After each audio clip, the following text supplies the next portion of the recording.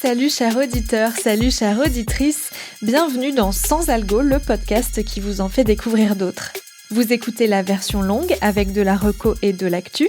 Ici Mathilde Mélin, journaliste pour Slate.fr et auditrice professionnelle de podcasts. Comme chaque semaine, j'ai défriché la jungle des podcasts pour vous présenter mon coup de cœur, ma pépite, le podcast que j'ai eu envie d'envoyer à tout le monde. Dans ce 8e épisode, on va déambuler dans des musées avec un podcasteur passionné d'art, mais avant ça, voici quelques actus qu'il ne fallait pas louper cette semaine. Vous êtes auteur ou autrice de podcasts documentaires et vous avez un projet dans les tuyaux ? J'ai une bonne nouvelle pour vous. La SCAM a ouvert les candidatures pour sa bourse annuelle Brouillon d'un rêve sonore. Comme pas mal de bourses, il s'agit d'une aide à l'écriture pour rémunérer auteurs et autrices au moment de l'écriture et pas d'une aide à la production pour un projet déjà écrit. C'est quand même un joli coup de pouce puisque chaque lauréat peut remporter entre 2 000 et 6 000 euros, et cela même s'il n'est pas inscrit à la SCAM. Pour candidater, c'est très simple, il faut se rendre sur le site de la SCAM et fournir un dossier de 7 pages assez standard avec un CV, une note d'intention, un synopsis et une déclaration sur l'honneur que le projet n'est pas déjà produit par un média ou une boîte de prod. Les candidatures sont ouvertes jusqu'au 15 novembre seulement. Rendez-vous dans 5 mois pour les résultats. Et de façon plus générale, si vous cherchez à vous y retrouver dans toutes les bourses qui existent pour les créateurs et créatrices de podcasts, les équipes d'Arte Radio ont publié un article qui regroupe toutes les aides existantes. On vous met le lien vers cette bible dans la description de cet épisode. L'affaire Dominique Cauterets, l'octuple infanticide, épisode 1. Si, comme moi, vous adorez les histoires de faits divers où le mal se cache dans le quotidien, peut-être écoutez-vous régulièrement le podcast Homicide de Caroline Nogueras pour Bababam. Ça s'écrit Home, H-O-M-E, comme maison en anglais, et icide comme la fin de homicide quoi, mais au pluriel. Bref, les équipes de Bababam souhaitent faire un épisode sur les coulisses de ce podcast criminel et proposent aux auditeurs et auditrices de poser des questions. Si vous voulez en savoir plus sur la façon dont ils choisissent les affaires ou bien comment les épisodes sont produits ou réalisés, rendez-vous sur Twitter @bababamaudio, tout attaché, ou sur Instagram @bababam_audio_émotion, émotion au pluriel. C'est rare qu'un podcast propose de dévoiler l'envers du décor, alors profitez-en.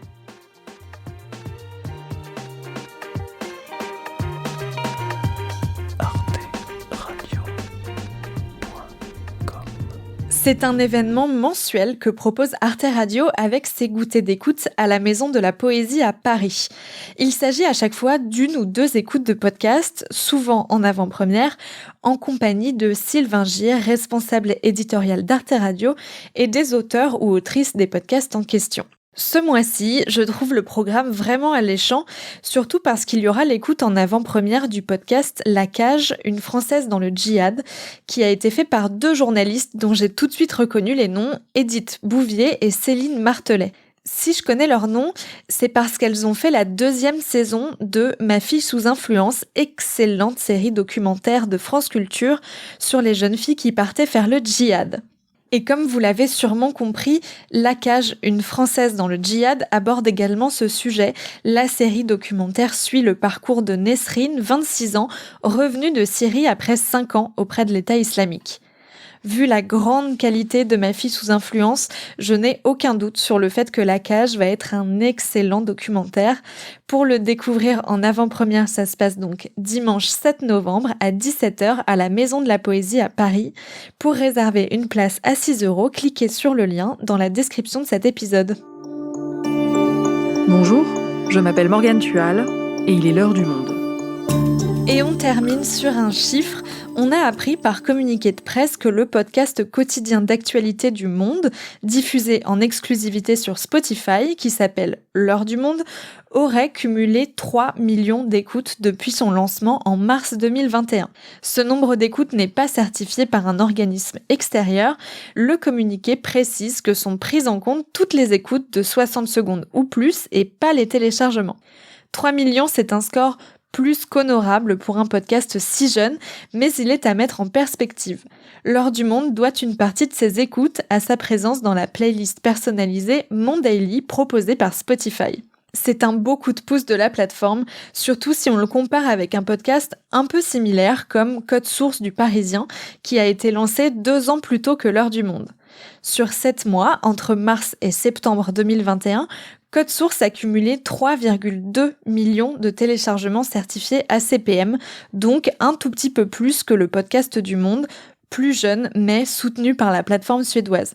Je trouve que c'est un bon moyen de mesurer la force de frappe de Spotify qui permet de propulser des podcasts assez rapidement grâce à ses algorithmes.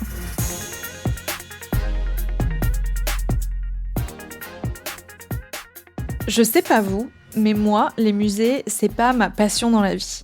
Quand j'y vais, j'ai toujours l'impression d'aller trop vite, de pas bien comprendre les œuvres exposées, de regarder mais de ne pas voir ce qu'on a voulu me montrer. Bref, de pas être à la hauteur de l'art avec un grand A. À défaut de parvenir à voir, j'ai trouvé un moyen d'écouter les œuvres d'art et les musées avec un podcast qui a été une très belle découverte pour moi. Il s'appelle Sens de la visite et il est animé par un passionné d'art, Jérémy Thomas. J'ai découvert Sens de la visite à l'automne 2020 quand il a été sélectionné en compétition officielle au Paris Podcast Festival en catégorie conversation. J'ai écouté l'épisode avec le faussaire Guy Ribes qui m'a plu, mais ça m'a pas non plus happé malgré son personnage hors du commun. Je suis pas expert, mais je pourrais être expert. Largement. D'une certaine manière, t'es expert. Complètement. Bah, t'es expert. Moi, tu me mets 1000 dessins de Picasso, t'en mets un vrai au milieu de 1000 faux, je le trouve tout de suite. Bien sûr. Ou le contraire, pareil. Tous les peintres que j'ai faits, je les connais parfaitement. Et j'en ai fait 280, à peu près. Peintre. Ouais, différents. T'as fait 280 peintres différents. Ouais. J'ai connu plus fort, hein. Henri, c'était... Non, c'est lui, je le bénis. Il m'a appris à la faire, la signature. Ouais. C'est pas n'importe quoi, la signature de Picasso. J'ai mis carrément des années avant de l'avoir.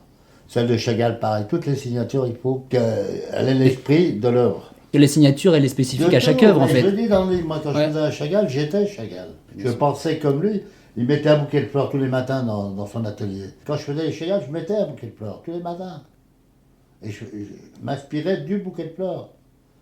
J'en ai fait des très beaux, moi, de Chagall. Hein. J'en ai fait des graves. Hein. À l'époque, le podcast ne comptait que 3 épisodes et j'avoue que je l'ai un peu oublié après ça parce que les podcasts d'interview, ça a tendance à me lasser assez rapidement. Et puis un jour, je vois arriver dans mon application de podcast un épisode qui s'appelle « Le jardinier qui a sauvé Giverny ». Et ça me parle parce que le jardin de Claude Monet à Giverny, j'ai toujours voulu le visiter et puis parce que je me dis que ça parle d'un jardin, pas vraiment d'une œuvre d'art, donc ça s'adresse peut-être un peu plus à moi qui ne suis pas une experte en histoire de l'art. Je l'écoute et là je me rends compte que je me suis complètement trompée et qu'un jardin, quand il est raconté par un jardinier, c'est bel et bien une œuvre d'art. Là, en ce moment, le point d'intérêt, c'est de l'autre côté. C'est côté ouest, parce que c'est le champ d'iris en ce moment et le début des roses. Ici, c'est le seul point circulaire dans le jardin de Monet. Tout le reste, ce sont des allées rectilignes qui se croisent. Et ce point circulaire est entouré d'une prairie. Et cette prairie, vous avez à l'ouest, là, vous avez les couleurs chaudes, donc c'est jaune-orange, mais là, c'est pas encore en fleurs. Dans le fond, vous avez le premier massif bleu, donc nous, on appelle 41. Et ça doit être pour ça qu'il y avait le paulownia qui était là, parce qu'il fleurit bleu, ce paulownia. Et derrière nous, pareil, c'est jaune-orange, couleur chaude. Donc on a un carré de plusieurs couleurs. Donc ça permet au peintre de calculer son sujet suivant ce qu'il veut faire. S'il veut faire des masses monochromes, il va se mettre dans un endroit que des monochromes, ou les couleurs claires devant ou derrière. Enfin, c'est lui qui va calculer. C'est pas du tout comme au jardin d'eau où, en fin de compte, tout le décor est fait, on pose ce chevalet, puis on attend les changements d'éclairage, les changements de lumière. Cet épisode me séduit vraiment et je décide d'aller écouter une bonne partie de ce qui a été diffusé avant dans Sens de la visite. Cette fois, ça y est, je me rends compte que j'adore ce podcast qui me fait découvrir l'art et les musées autrement. En tout cas, la plupart des épisodes parce que j'admets que certains me parlent moins, surtout à cause de leur sujet ou de leur personnage principal, qui n'aiment pas les mêmes œuvres que moi par exemple. Mais je crois que ce qui me plaît malgré tout à chaque fois, c'est que Jérémy Thomas parvient à faire en sorte que ses interlocuteurs s'ouvrent à lui et aillent puiser des histoires très intimes et souvent très belles à propos de leurs œuvres d'art préférées. C'est plus un podcast intime qu'un podcast éducatif. Quand on l'écoute, on ne se sent pas un peu bête de ne pas connaître tous les mouvements picturaux que cette terre est portée. Non. On a plutôt l'impression d'entendre du bout de l'oreille une conversation entre deux amis dans un musée et de les suivre discrètement pour ne pas en louper une miette. On est là, avec eux, et ça crée une expérience d'écoute agréable. Ce qui est chouette aussi, c'est que Jérémy Thomas se rend partout en France pour ses interviews, pour bien montrer que l'art n'est pas qu'un truc de bobo parisien qui va à la FIAC parce que ça fait bien. L'épisode qui m'a sûrement le plus réjoui, c'est celui qu'il a tourné le jour de la réouverture des musées après les confinements. Il s'est rendu au Louvre-Lens et là, il a tendu son micro à des visiteurs et visiteuses pour savoir ce que ça leur faisait de revenir dans ce musée qui leur est si cher. Il y a la directrice du musée, la paysagiste, mais surtout des mamies passionnées par le Louvre-Lens et aussi les enfants les plus mignons du monde. Tu me racontes ce que tu as dit ce matin pour venir ici, que tu dormais. Tu te souviens ? Rachel est venue te réveiller en disant on va au musée. Alors tu dis je me suis réveillé tout de suite quand j'ai su que je venais au musée. T'as dit ça ce matin, non ? Oui, Donc t'étais super content de venir au musée. oui. Et pourquoi ? Parce qu'on aimait bien les musées.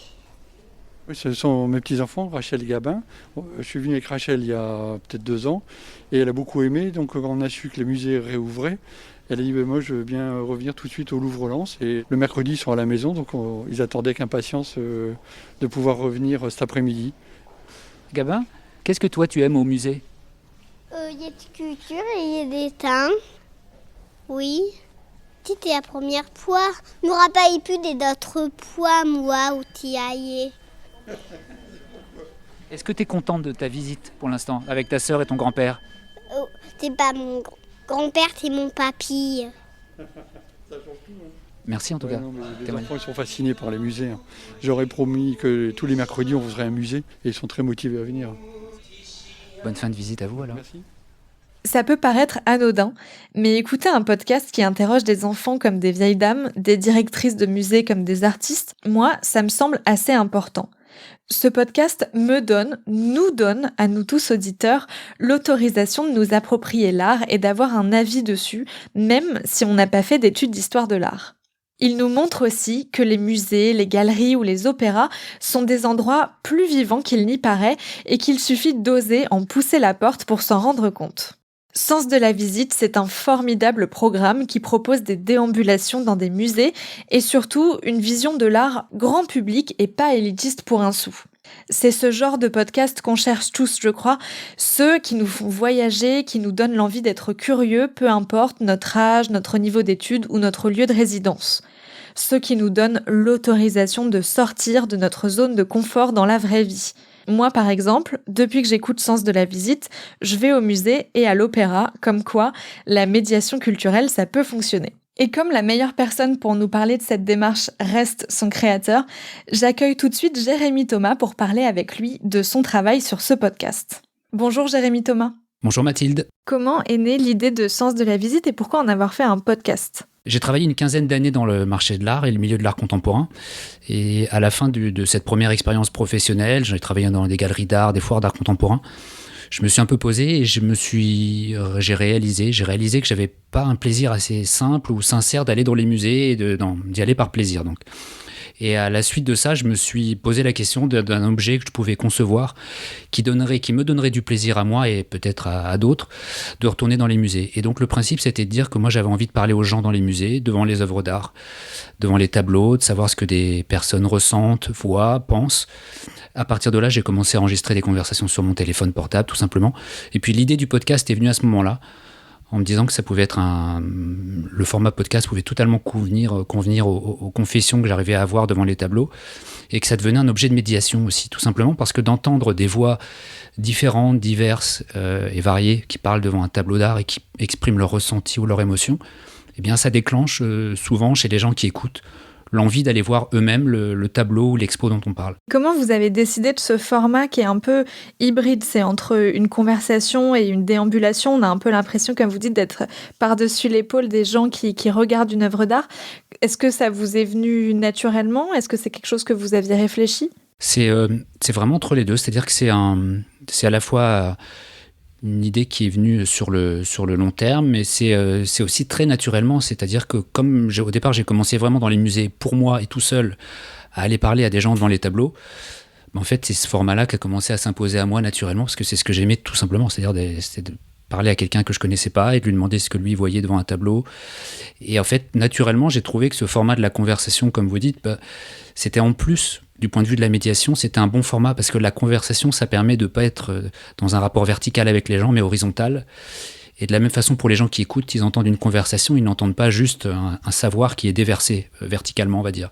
La conversation, peut-être que c'est plus inclusif aussi et plus ouvert vers les gens.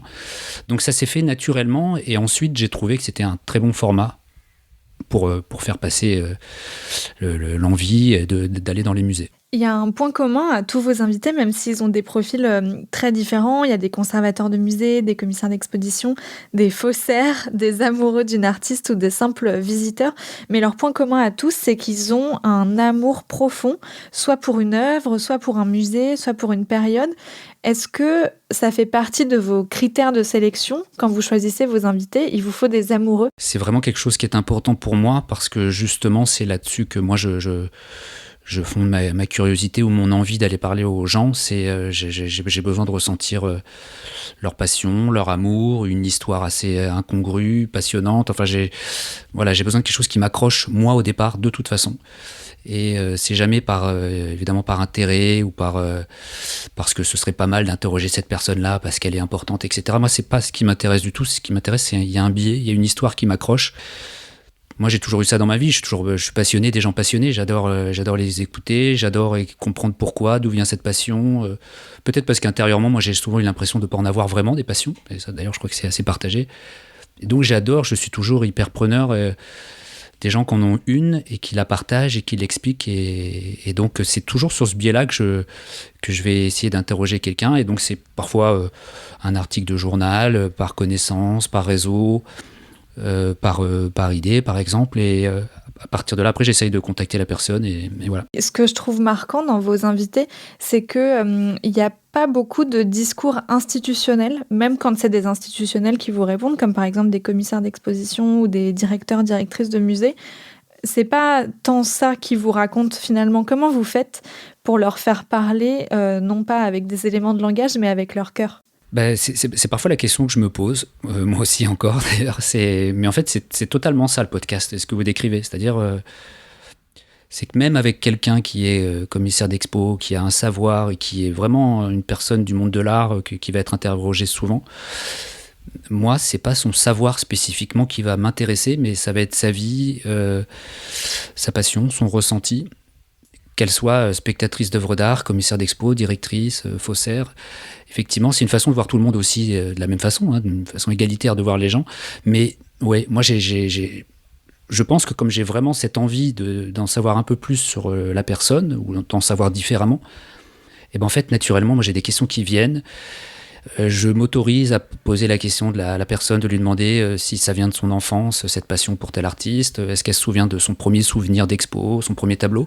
Et en fait, à travers des questions de ce type, souvent, on ouvre un peu une porte chez les gens. Quand on convoque l'enfance, souvent, on ouvre une porte chez les gens. Voilà, c'est assez magique, mais souvent, les gens vont se mettre à parler différemment et ils vont ensuite ressentir que moi, en fait, je suis peut-être pas comme j'allais même pas dire un journaliste classique, mais ils vont comprendre que je suis pas venu chercher juste leur savoir, ils vont comprendre que je vais chercher autre chose. Et du coup, ils se confient. Après, peut-être, je sais pas, il y a le regard, le ton de la voix aussi. Je sais pas ce qu'il fait, mais en tout cas, c'est vrai que après quelques questions, ils se rendent compte que moi, je suis venu chercher autre chose. Et souvent, très très souvent, à la fin des interviews, les gens sont heureux souvent de s'être confiés d'ailleurs. Sens de la visite, c'est un podcast indépendant. Comment vous faites pour financer ce travail et est-ce qu'aujourd'hui c'est votre travail à temps plein de le faire ? Alors ça n'a pas été le cas tout de suite. Effectivement, au départ, je me suis lancé sans trop réfléchir et voilà, j'étais dans une période d'entre-deux professionnel et de formation presque. Et donc au départ, je l'ai fait vraiment par passion, encore une fois, en me formant, etc., tout seul. Et effectivement, c'est totalement indépendant, totalement autofinancé au départ. Et il se trouve que depuis quelques mois, voilà, il y a le financement participatif qui a commencé, qui remplit une partie des rentrées. Et puis il y a aussi surtout donc à la fois des épisodes qui commencent à être financés par des structures qui sont intéressées de participer à un épisode. Et puis aussi, la plupart du temps maintenant, c'est que je travaille en marque blanche pour des institutions culturelles, des fondations d'art, un musée, voilà, qui du coup, ce que je fais dans le podcast les intéresse et ils ont envie de développer leur propre contenu audio avec moi. Voilà. Donc c'est ces trois sources de rentrée maintenant. Et donc oui, c'est à temps plein et c'est voilà, maintenant je me lance totalement. Et est-ce que Sens de la visite a réussi à réveiller votre amour pour l'art ? Ah, moi complètement. Ouais, même depuis le moment où j'ai enregistré mes premières conversations avec mon portable et que je ne savais absolument pas ce que j'allais faire, je gardais tout ça sur mon portable simplement. Depuis ce moment-là, en fait, ça quelque chose qui s'est réveillé en moi, effectivement. C'est je pense que c'est cette liberté que je me suis octroyée de dire tiens, je peux aller parler à cette personne devant le tableau et on va avoir une conversation hyper intéressante. À partir de ce moment-là, ça a déclenché quelque chose, comme je vous disais tout à l'heure, c'est-à-dire que je me suis reconnecté à l'art, moi, grâce aux gens, à ce qu'ils me racontaient. Et moi, donc effectivement, je me suis rouvert plus simplement, plus sincèrement. J'ai pu réécouter mes ressentis, mes émotions devant les œuvres.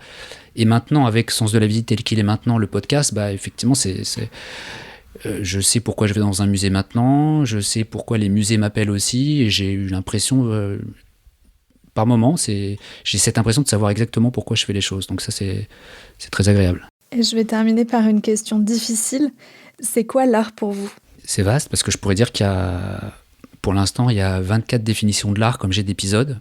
Parce que moi, pour le coup, il ne fallait pas me demander une définition de l'art il y a quelque temps. J'aurais été incapable de la donner, dans le sens où, d'une certaine manière, ça me dépassait. Mais maintenant, je dirais que l'art, c'est tous les gens que j'ai interviewés, pour moi, qui ont une vision différente. Je pense qu'il y a... c'est ce que je dis souvent, mais chacun ou chacune, on a son histoire de l'art. Je pense que ce qui est très important pour l'art, c'est de se l'approprier. L'art qu'on regarde, l'art qu'on peut exprimer, et puis l'art qu'on peut produire soi-même. On peut tous dessiner, peindre, écrire, faire de la musique. Tout ça, c'est de l'art, évidemment. Je pense que ce qui est capital, c'est de se l'approprier. C'est qu'il reflète ses pensées, son émotion, et c'est qu'il soit personnel. Ensuite, je pense que ça peut toucher tout le monde, et on peut être touché par beaucoup de choses. Si on est proche du ressenti. Donc je dirais que l'art, c'est aussi le ressenti, tout simplement. C'est le ressenti de l'artiste qui produit, et puis c'est le ressenti du spectateur, de la spectatrice de l'œuvre d'art. Il faut que ça soit là-dessus. Voilà. Il faut éloigner au plus l'intellectualisation, il faut pas le savoir, pas la curiosité, mais l'intellectualisation, il faut l'éloigner au départ pour retrouver aussi la dernière notion pour moi de l'art, c'est l'enfance. Voilà. L'art, c'est le ressenti et c'est l'enfance, je trouve, puisque c'est de là où on a les premières sensations assez simples devant l'art, c'est quand on est enfant. Merci d'avoir écouté Sans Algo. J'espère que ça vous a donné envie de découvrir Sens de la visite. Si c'est le cas, il est disponible sur toutes les plateformes, dont Slate Audio, la plateforme sélective de Slate.fr sur laquelle on vous fait découvrir nos podcasts fétiches. N'hésitez pas à vous abonner à Sans Algo pour ne rater aucune de nos recommandations. Nous sommes sur toutes les plateformes d'écoute de podcasts.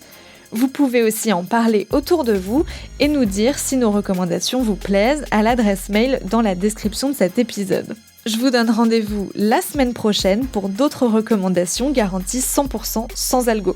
Sans Algo est un podcast de Mathilde Mélin produit par Slate.fr sous la direction de Christophe Caron et Benjamin Septem-Ours. Prise de son interview, Victor Benamou.